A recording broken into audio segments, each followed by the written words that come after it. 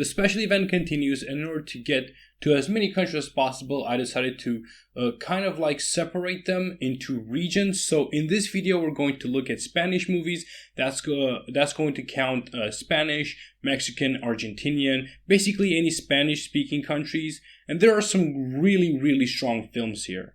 By the by, I'm the movie guy, and let's start this list. Number 5, Pan's Labyrinth. Now this pick could have been Spain's. I decided to make it Mexico's pick. This film is both Spanish and Mexican production per Wikipedia. Guillermo del Toro is a real star, one of the best directors to ever do it, and this picture right here could be his masterpiece. In 1944, the stepdaughter of a sadistic army officer escapes into a fantasy world. This film blends multiple genres like horror, fantasy, and adventure into something that we haven't really seen before and not even after it, and it works on every level. On every level, this is a beautiful and marvelous film. We see monsters, both fantastical and real. We see fantastic performances, and technically, it's incredibly on point. Number 4, Nine Queens. This pick was dedicated to Argentinian movies. Two con artists tried to sell a sheet of counterfeit stamps to a collector. I love crime movies, so there's no surprise that I'm picking this as the best Argentinian film.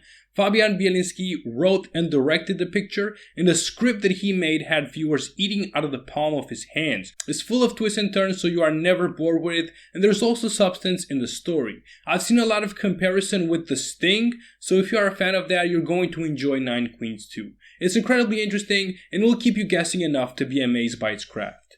Number 3, Roma. We're returning to Mexico here. They really have a strong cinema library. Directed by another fantastic director, Alfonso Cuarón, this Netflix original received a lot of praise. We follow a day in the life of a middle-class family in the early 1970s.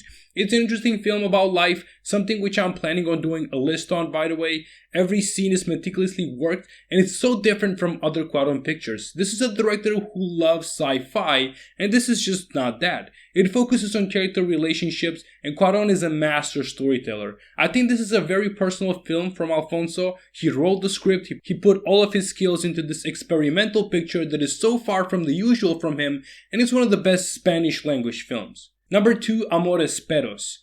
This is one of my favorite Spanish language pictures made by the great Alejandro G. Iñárritu. A car accident connects 3 stories, all 3 of them dealing with the harshness of reality. The impact of this film is powerful. It hits hard. This was the feature film debut of Alejandro, and what a way it was to announce himself. First of all, the script that he wrote here is just exquisite, enthralling, and emotional. Second of all, his craftsmanship proved to be on par with some of the best directors working now. And third of all, he managed to get some of the best performances from his actors. If this was Alejandro's baby, the baby grew up to be one of the best persons in the world as a result of his parenting, if that even makes sense. And number 1, Vulvar. Well, this list has been filled with some legendary directors who have made a splash into American cinema too. Pablo Almodóvar though has stayed in his roots and has continually made some of the best Spanish films. Freaking collaborator Penelope Cruz stars here in a film about a woman who dies and returns to her hometown in order to resolve the things that she was unable to when she was alive. It's described as a part comedy, part drama film, and it explores how the environment changes and shapes a person. It's a great reflective piece that kept Pablo on a roll after films such as All About My Mother and others. If you were to ask me tomorrow, maybe I would have picked something different for my number 1 spot, but today I think Vulvar is the perfect pick.